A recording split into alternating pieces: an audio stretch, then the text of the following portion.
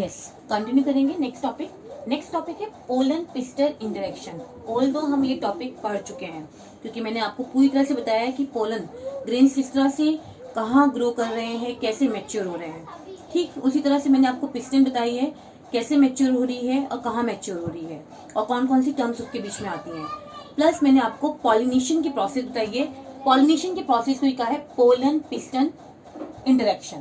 पहले बात करूंगी पिस्टन की। पिस्टन में मेन 3 पार्ट्स मैंने आपको बताए थे, स्टिग्मा, स्टाइल और ovule. Stigma, style and that is ovule.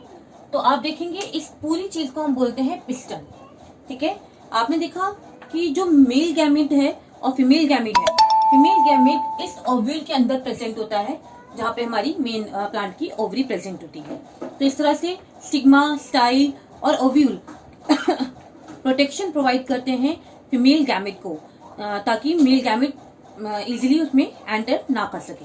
ठीक है, तो पिस्टन की क्या खासियत है इन तीनों चीजों के बीच में?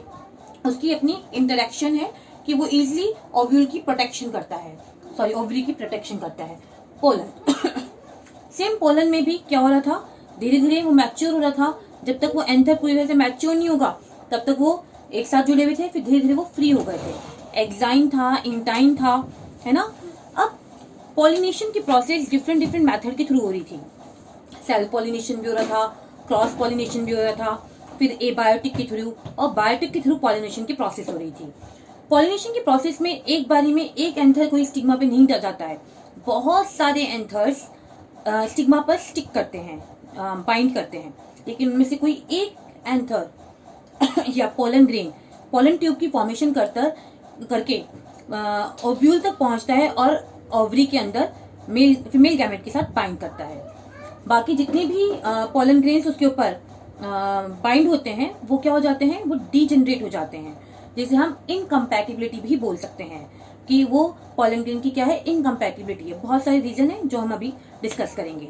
फर्स्ट ऑफ ऑल, जब कोई भी पोलन ग्रेन किसी भी चीज के थ्रू इस स्टिग्मा पे बाइंड होता है तो बहुत सारे रीजन होते हैं। ठीक है, आपको पता है कि एक्साइन और इंटाइन है, अगर वो यहाँ पे स्टिक हो जाता है तो यहाँ स्टिग्मा पर शुगरी सब्सटेंस होता है, उसी की वजह से वो वहां पे स्टिक हो पाता है। देन जो पोलन ट्यूब की फॉर्मेशन होती है वो इजीली नहीं होती, उसमें भी स्टिग्मा का ही मेन मोटिव या मेन फंक्शन रहता है। इंटाइन एक प्रोट्यूड का मतलब होता है पिन लाइक स्ट्रक्चर, एक नैरो लाइक स्ट्रक्चर की फॉर्मेशन करना, दैट इज प्रोट्यूड।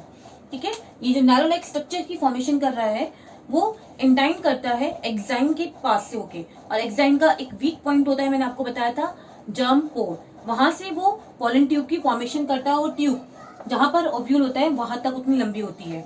फिर उस ट्यूब की भी मैंने आपको खासियत बताई थी, उसके अंदर 2 टाइप की सेल्स होती हैं, कैलोज सेल्स, कैनाल सेल्स। ठीक है, जिसमें कहा था सेलुलर कैनाल सेल की सेल होंगी या फिर एक होलो ट्यूब लाइक स्ट्रक्चर होगा। तो उस बेसिस पे वहां पर गैमेट्स अंदर बाइंड करते हैं और नीचे की तरफ मूव करते हैं। फिर मैंने आपको बताया 2 मेल गैमेट हैं और एक न्यूक्लियस गैमेट भी वहां प्रेजेंट होता है। ठीक है, ट्यूब की फॉर्मेशन हो गई, ऐसे स्टिग्मा तक ये सब फॉर्मेशन हो गई, इसी को हम बोलते हैं पोलन पिस्टल इंटरेक्शन। ठीक है, अब कुछ टर्म्स हैं या कुछ मेन पॉइंट्स हैं जो मैंने यहाँ पर लिखे हैं, जो कि पोलन पिस्टल इंटरेक्शन के लिए इंपॉर्टेंट है। फर्स्ट है मेजर फंक्शन, क्या कारण है कि इनका इंटरेक्शन होना इंपॉर्टेंट है। एक तो जो स्पीसीज है उस स्पीसीज का बना रहना, ठीक है, वो लुप्त ना हो जाए, उस स्पीसीज का क्या रहना, कंटिन्यूशन में रहना एनवायरमेंट में, stability of species main reason. Second, maintains reasonable degree of genetic variability within species, क्योंकि क्रॉस पॉलिनेशन हो रहा है तो वेरिएबिलिटी देखने को मिलेगी, तो वही मेंटेन रखना, उस वेरिएबिलिटी को मेंटेन रखना, वो भी क्या है आपकी इसकी पोलन पिस्टल इंटरेक्शन का मेन पॉइंट है। अब कुछ हमने कुछ एंजाइम्स हैं जो कि पोलन ग्रेन्स को पोलन ट्यूब बनाने में हेल्प करते हैं अलग अलग फ्लावर्स में। For example, in brassica pollen grain stick to the stigmatic papillae because of melting together reaction with waxy coating of cuticle brought about by cutinase enzyme. उन्होंने कहा स्टिग्मा के ऊपर एक क्यूटिनियस एंजाइम प्रेजेंट है जो कि क्यूटिकल वैक्स की तरह होता है, वो मेल्टिंग का काम करता है, जिसकी वजह से ये इजीली इसके ऊपर स्टिक हो जाती है। Pollen grain have can also germinate on anther sec.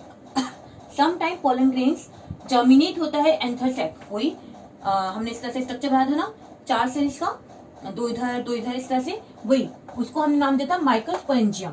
On surface of petal on the style, on the surface of petal, petal वो जो रेड कलर की होती है उन्हें पैटल्स कहते हैं, ठीक है।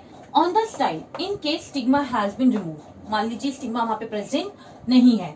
और मैंने आपको एक एग्जांपल भी बताया था, क्लेस्टोगैमस फ्लावर, एक क्लेस्टोगैमिक, एक चास्मोगैमस फ्लावर, एक ओपन और एक क्लोज, तो यहाँ पर हम उसी की बात कर रहे हैं।